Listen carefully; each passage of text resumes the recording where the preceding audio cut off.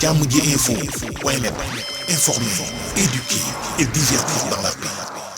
yow mu bëgg a jot xibaar yu sell te woo waaye itam bu ànd ak njàngalee ak xel mu dal ak jàmm gaawal gaaw abonné suñu compte YouTube bii nga xam ne moo di Jamm ji info point net. waaye si gars yi nag dañ gën a yeewu nag xanaa soo ko ne moom moo judd Sénégal moom kenn am xel yu jóg nekk ay nuxandoom ay yambar yu xam ne xamuñu dara moom rek boo xam moom boo jàng day sar moom muus mooy nit ñu nekk ay xar ak ay béy ci dëkk bi rek. Et puis les gens le répètent, le reprennent mécaniquement et reprennent tous ces mensonges mécaniquement comme si c'était des paroles d'évangile. Alors que tout ce qu'il dit est mensonge. L'homme est agrégé en mensonge. Depuis que je suis né, je n'ai jamais vu dans ma vie. J'ai fait tous les continents, sauf l'Australie. Je n'ai jamais rencontré un menteur de ce type. Quelqu'un qui est capable d'accabler son prochain, un Sénégalais comme lui, d'avoir détourné 94 milliards et d'autres d'avoir détourné de l'argent dans le pétrole. Tout est faux. Et pour le pétrole, ce sera un autre jour. N'oubliez pas que je suis l'avocat de Timis et je n'ai pas encore parlé. Je n'en parle pas aujourd'hui. Ça sera une autre conférence de presse avec des preuves qui montrent que dans ce pays-là, le mensonge est érigé en comportement pour des gens soit aigris, parce qu'ils étaient au pouvoir, ils ne sont plus. Soit pour des gens qui sont pressés d'accéder au pouvoir et qui veulent tromper l'opinion pour que l'opinion réclame 400 000 de l'argent qui n'existe pas parce que le pétrole n'est même pas là. Mais c'est normal, il y a des gens qui vivent de ça. Il y en a qui mentent jusqu'à avoir des femmes. Moi, souvent, en tant qu'avocat, il y a des femmes qui viennent me voir. Oui, moi je demande le divorce parce que mon mari me disait qu'il travaillait comme haut fonctionnaire des Nations Unies. C'est un chômeur. Il est venu me donner 2 millions. Après, il m'a emprunté ma voiture qu'il a vendue. Après, il m'a fait vendre ma maison parce qu'il disait qu'il devait avoir un virement de 44 milliards. Non, mais ça dit que dans ce pays-là, c'est un pays de Dourkat. Donc, même dans le mariage, il y a des Dour. Maintenant, la politique est le domaine privilégié de la frappe, du Dour. Donc de la manipulation, donc de l'escroquerie. Des gens ne comptent que sur l'escroquerie et les réseaux sociaux. Ils payent des gosses, ils vont m'insulter à longueur de journée. C'est leur Kéboudienne. Ils pensent qu'avec ça, ils disent oui, et là, on l'a copieusement insulté. Parce que ces gosses sont payés pour ça, c'est leur métier. Maintenant, cette commission dépose, bon, après avoir entendu tout le monde, son rapport. Je vais porter plainte contre la commission qui ne devait pas dévoiler. Pas de quoi a-t-il peur? Même si la commission ne devait pas dévoiler, elle dévoile des choses qui ne l'accablent pas. Il devrait être content. Mais il sait que les conclusions, parce qu'il n'y a rien, c'est du vent, mais ils vont montrer que Mamour Diallo est blanc comme neige. Mais ridicule qu'il est, il dit qu'il porte plainte maintenant, encore, pour l'affaire de 94 milliards contre Mamour Diallo. Mais qui, mais ce fou-là, il faut l'arrêter.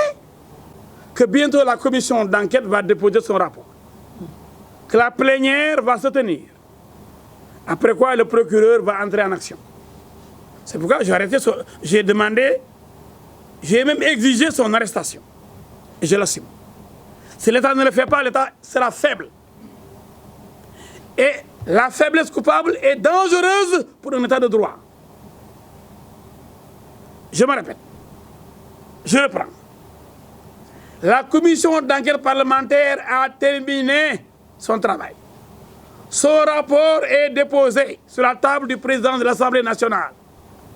Peut-être dans un mois, la plénière va se tenir et va adopter le rapport de la commission. N'ayant eu aucune preuve contre M. Mamour Diallo, mais l'Assemblée nationale va le blanchir. Et en ce moment-là, le procureur pourra entrer en action. C'est ça la loi. Le procureur ne peut pas entrer en action alors qu'il y a une commission d'enquête qui mène une enquête. Il ne peut pas lui aussi faire son enquête. Mais après, là, le procureur se rendra compte qu'en réalité, il y a une diffamation. Ce n'est pas important. Il y a calomnie contre Mamour Diallo. Ce n'est pas important. Mais ce qui est important, c'est la diffusion de fausses nouvelles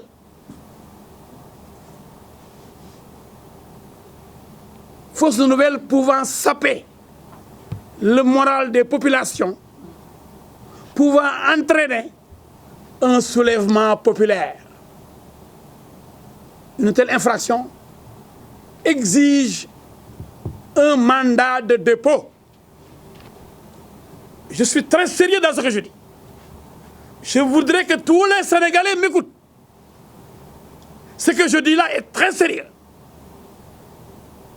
La diffusion de fausses nouvelles, c'est-à-dire un détournement présumé de 94 milliards qui n'existe que dans la tête de ce menteur.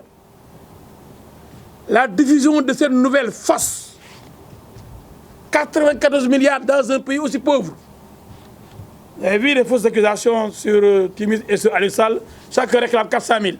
Vous avez vu que ça va entraîner un soulèvement. Tout ça, c'est de la manipulation. Mais 94 milliards, je n'ai pas encore vu les gens réclamer leur quote-part là, comme ils l'ont fait dans le pétrole. Parce que là-bas, la manipulation est très grande avec une chaîne internationale, parce qu'on est très complexé ici. Comme ça vient de l'Europe, des gens payés pour nous accabler, installer le bordel comme on l'a fait en Libye et en Irak. Mais les gens auraient pu réclamer leur argent sur les 94 milliards. Parce que l'homme qui a accusé Mamour Diallo d'avoir détourné 94 milliards est un élément essentiel du dispositif de campagne et de réélection du candidat Macky Sall. On est en 2018. Fin 2018. Le pays aurait pu basculer dans la violence inouïe. Le pays aurait pu basculer dans un désordre indescriptible.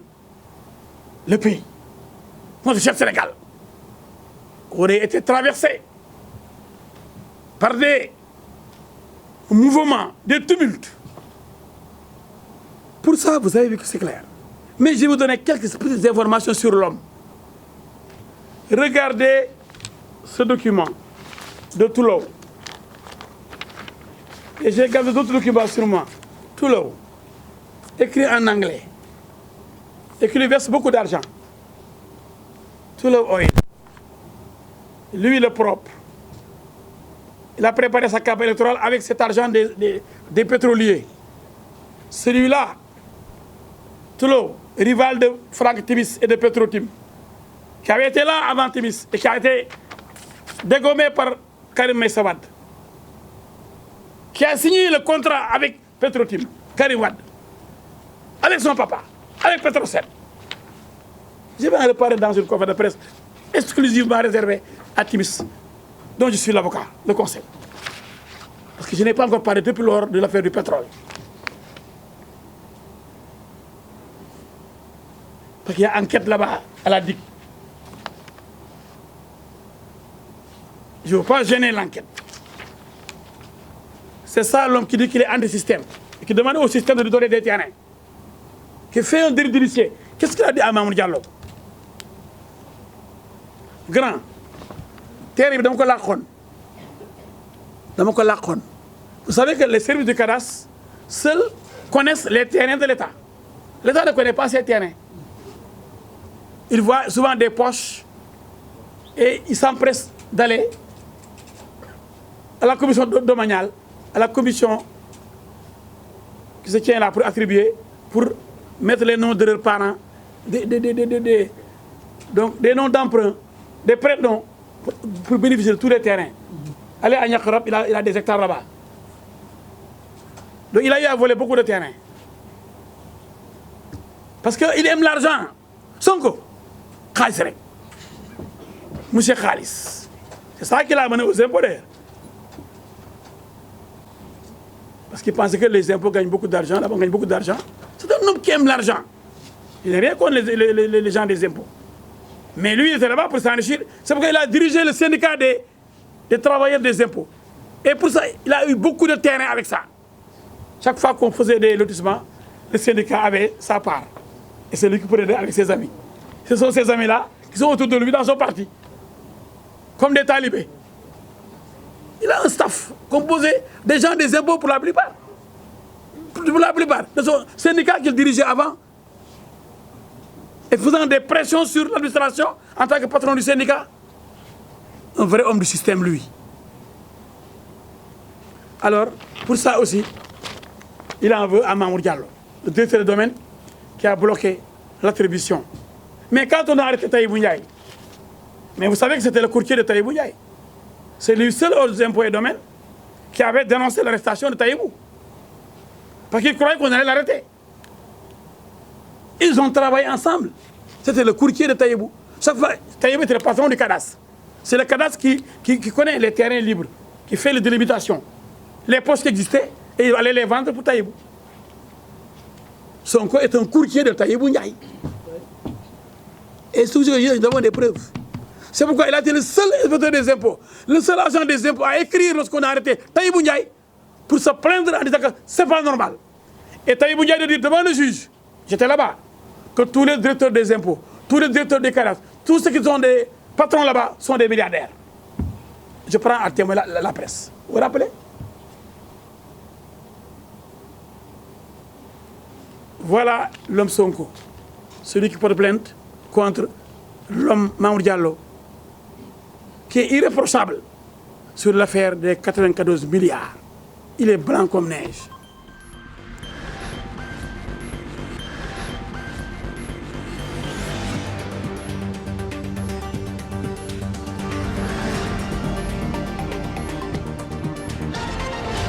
Diamji Info point net, informer, éduquer et divertir dans la paix. yow mi bëgg a jot xibaar yu sell te woo waaye itam bu ànd ak njàngalee ak xel mu dal ak jàmm gaawal gaaw abonné suñu compte YouTube bii nga xam ne moo di Diamji Info point net.